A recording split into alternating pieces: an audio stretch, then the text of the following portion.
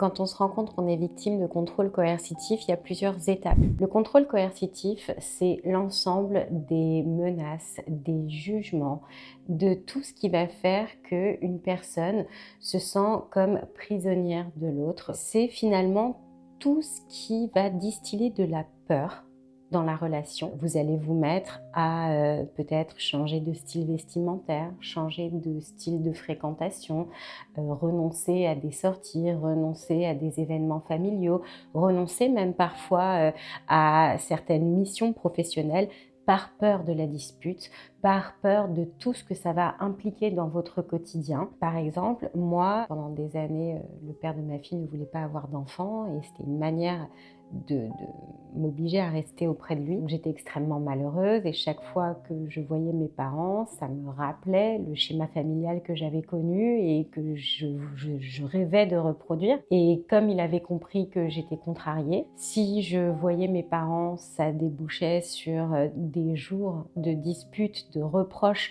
sur le fait que j'y allais sans lui, mais en même temps il voulait pas venir avec moi. Donc il aurait fallu que je renonce, ce que j'ai fini par faire. Et donc c'est là que c'est très pervers, puisque il ne me frappait pas. Il n'y avait pas écrit sur la porte « interdit d'aller voir tes parents ». Sauf que je savais très bien sur quoi ça débouchait si j'y allais. Donc je préférais m'isoler par peur des conséquences. Quand on se rend compte qu'on est victime de contrôle coercitif, il y a plusieurs étapes. Déjà, la première, c'est la solution pacifiste, en parler. Parce que tous les agresseurs ne sont pas non plus braqués. Et puis si vous sentez que ça, c'est déjà trop tard et qu'il n'y a pas vraiment de dialogue, il faut passer à une autre étape qui est la préparation de votre plan de départ et de nouvelle vie. Ça implique déjà de préparer un dossier juridique. Parce que bien souvent, le contrôle coercitif, la difficulté, c'est que c'est difficile à prouver.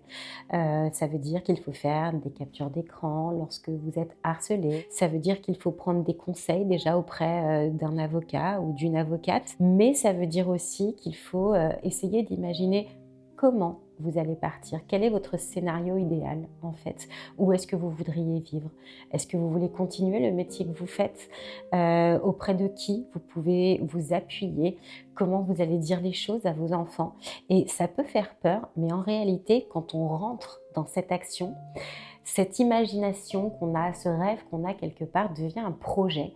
Et c'est ça qui donne la force de s'en sortir. Et malheureusement, le contrôle coercitif continue dans la moitié des cas d'être exercé par l'ex-agresseur après le départ d'un foyer violent et malheureusement au travers des enfants qu'il faut vous baquer.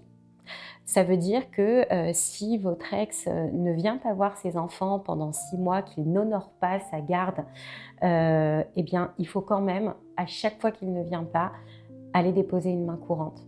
Parce que le jour où il va venir par surprise et que vous ne serez pas au rendez-vous, eh bien, en fait, ça va se retourner contre vous. Évidemment que cela peut continuer de s'exercer lorsqu'on n'a pas d'enfant. Alors, parfois, ça concerne des animaux de compagnie, mais ça peut être aussi tout simplement entre deux personnes au sujet d'un passé commun, au sujet de menaces de divulgation d'éléments à la famille, de photos compromettantes, etc., etc. Donc voilà, il faut se protéger. Je sais que ça a l'air bête, qu'on a très envie de passer à autre chose quand on s'est sorti de tout ça.